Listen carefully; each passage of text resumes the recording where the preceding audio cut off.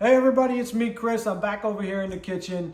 Today, I'm going to show you how to make fresh corn on the cob. And you know what? Even though summer's coming to an end, you can still find some really nice corn. And you know what? Nowadays, you get it all year round anyway. You could find some good quality corn every month of the year. But here I got some nice bicolor corn.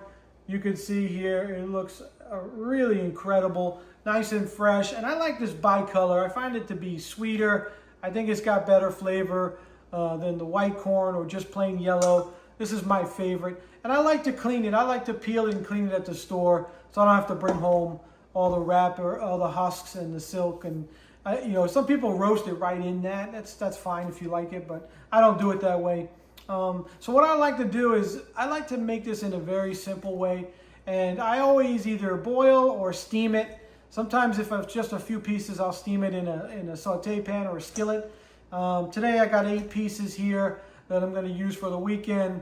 So I got a big pot of boiling water. I'm going to show you how to make it. All right, guys, so here's how I make my corn. And here's the trick. So I got a big pot of water here. I brought it to a boil. You could see the steam. And I just got some table salt. And you don't even need to measure.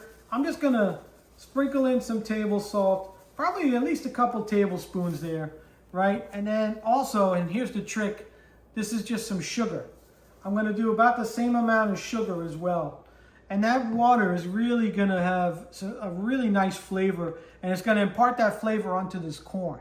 So I'm just going to put my corn in there, bring it back to the stove, and then I'm going to cook this. And the cooking time depends on you. I mean, some people like it more crunchy. You could cook it for as little as just a couple minutes, or what's called blanching. So that's a really quick bath in the boiling water. But I like to cook it for about 5 minutes or so. I want it to be a little bit soft. That's the way I like it. And then I'll show you how I like to serve it after.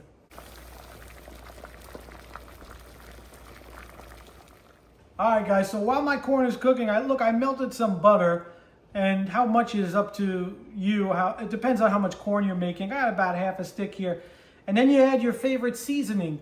I just got some garlic salt here because Jack and I really like it.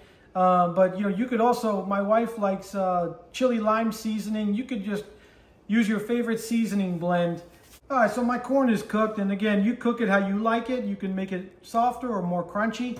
I'm just gonna transfer this right back into that same bowl to make it easier. And then I'll show you how I like to serve it. All right, guys, so here's what we're gonna do. So we're gonna take this hot steaming corn and we're gonna roll it in this seasoned butter mixture. Now, here's one way. If you're having company, if you're having a barbecue or something, you can get these foil sheets or just rip off some pieces. And what you do is take your really hot corn, just roll it around in that seasoned butter like this. All right, and put it onto your foil. And then what you do is you fold this over like that. And you put these on a platter, and the foil is going to keep this warm for hours. So this is what you do if you're having company, okay? That's one way. All right, so the other way to do it, if you're going to serve this right away, obviously, is just get your plate ready. Give this a nice toss in that seasoned butter, and just put it right onto your platter. All right, guys, so there you have it. That's how I like to cook and serve corn on the cob. Now, for me, especially when corn is in season, I don't put anything on it. I don't need any butter. I don't need anything extra. I just season the water like I showed you with a little bit of sugar and salt. And it just really brings out that flavor of the corn. And it's perfect as is.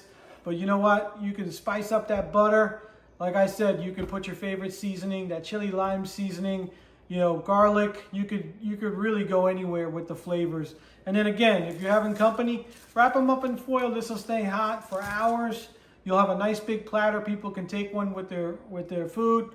And that's it. That's all there is to it. That's how you get the best flavor, in my opinion, out of corn on the cob. Hey, I hope you liked the video. Don't forget, like, share, subscribe. Hit the notification button so you don't miss out on my future videos. Thanks for watching, everybody. I'll see you on the next one.